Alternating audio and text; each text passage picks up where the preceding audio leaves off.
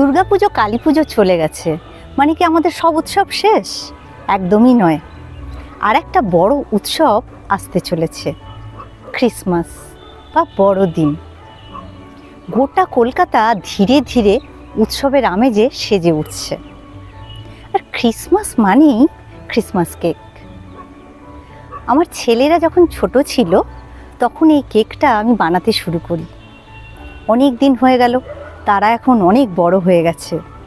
কেকের সংখ্যাও এখনো অনেক, গুণে বলা মুশকিল। তবে এই কেকটার জন্য আগে যে ড্রাই ফ্রুটসগুলো ইউজ করা হয় সেগুলোকে সোক করতে হয়। কারণ তোমরা বলতে পারো যে 25শে ডিসেম্বর বড়দিনের তো এখনো অনেক দেরি আছে, তাহলে এত তাড়াতাড়ি সেগুলোকে সোক করবো কেন?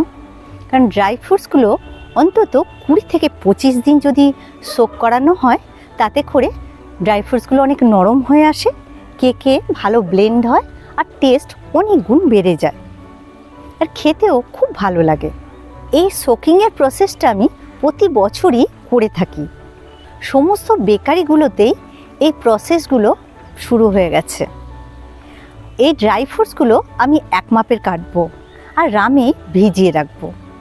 তোমরা চাইলে অরেঞ্জ জুসেও বা গ্রেপ জুসে দিতে পারো। তবে যদি রাম বা যে কোনো রকম ব্র্যান্ডিতে তোমরা যদি ভেজাও, এর টেস্টটা অনেক বেটার আসে। চলো তাহলে শুরু করি।